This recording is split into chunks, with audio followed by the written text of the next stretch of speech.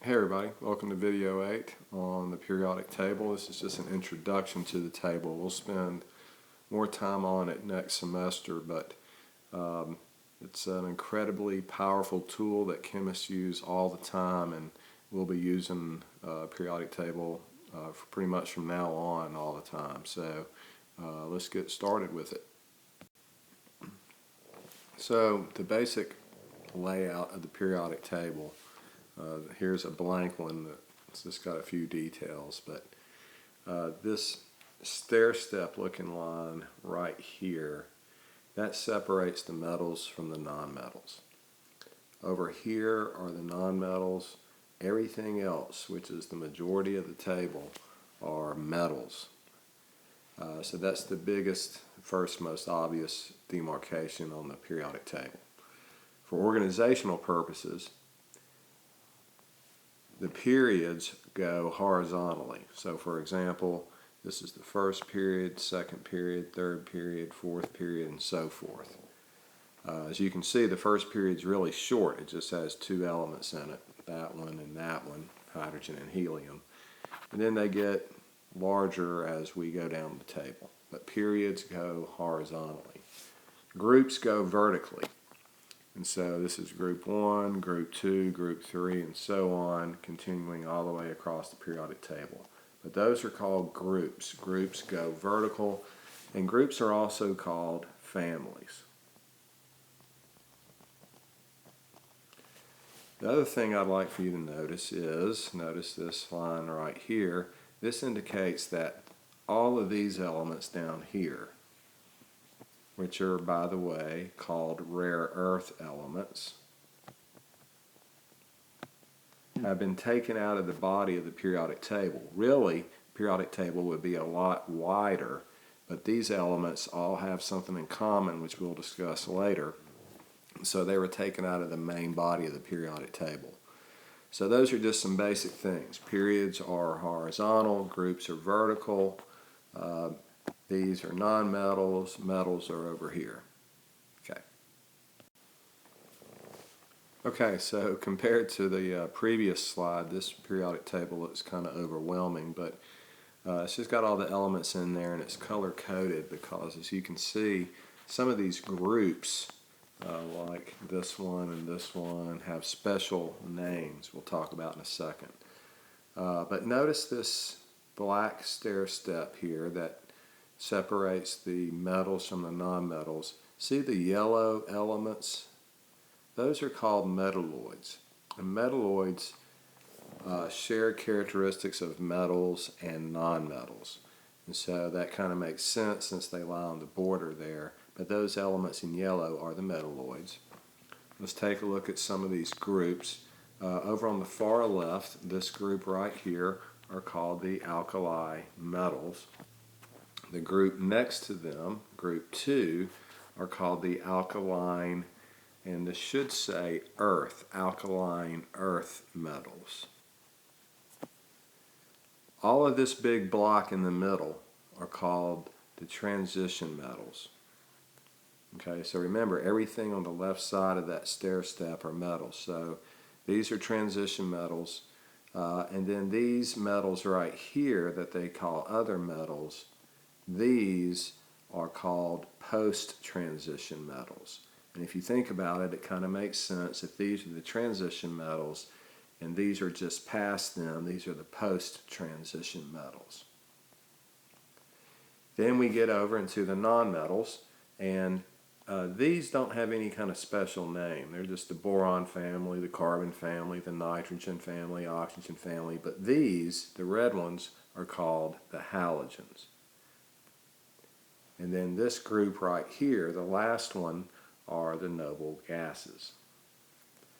Now, notice down here, like on the previous table, notice how the atomic numbers follow the arrows there. These together are called the rare earth metals, but individually, they're called, the top row is called the lanthanides, and the bottom row are called the actinides. And that's it for that slide.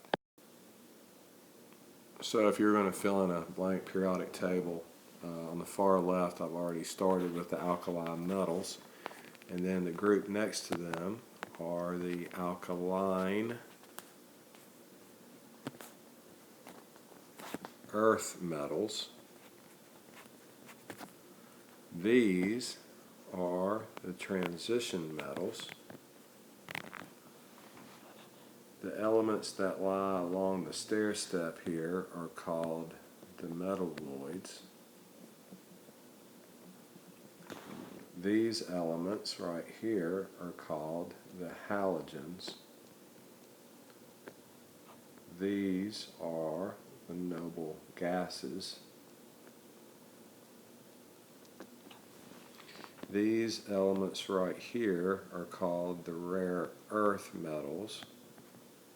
Specifically, this top row are called the lanthanides, and the bottom row are called the actinides. And they come out of the body of the periodic table right here. And the only thing we haven't covered are these elements which live underneath the stair step. We call those the post-transition metals because they come right after the transition metals. One more thing we need to talk about are that the periodic table gives us some information, and we'll talk a lot more about this later, but we're going to need to talk about this now because we're getting ready to name compounds, and we'll need to know the charges that the elements are likely to form. Now, as they are on the periodic table, they're neutral, same number of protons and electrons.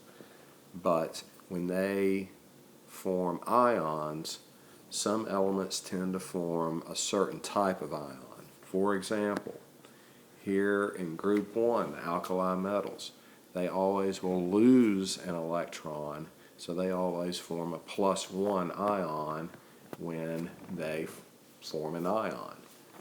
So when they're in compounds, that will be their charge. Same thing here. The alkaline earth metals, they form +2 ions. When they're in compounds, when they form ions, they will form +2 ions. These guys in the middle, the transition metals, they'll be positive. All the metals will form positive ions. Metals always lose electrons. But the transition metals can have a number of different positive charges, but they will always be positive. For example, copper can be +1 or +2. Gold can be +1 or +3. And so we'll talk more about that later. And that extends into these post-transition metals. Tin can be +2 or +4. Back up at the top, group 3. These, boron, aluminum, gallium, they form +3 ions.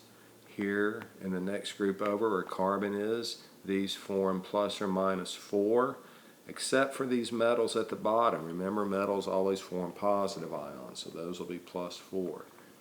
Moving over into the next group where nitrogen is, these nonmetals will be -3, except down here at the bottom, bismuth will be something different. Here in the next group, these nonmetals are -2 and they form ions. The halogens right here will form -1 ions. That does not include hydrogen. And then the noble gases, they don't form any compounds, so they have 0. So in thinking about the charges then, alkali earth metals here are +1. Alkaline earth metals are +2. Moving over here, +3, plus or minus 4, -3, -2, -1. These guys in the middle, they'll be positive, but they'll vary in their charges. It can be anything from +1 to +7. Same thing down here. Since they're metals, they'll always have a positive charge too. All right, thanks for watching.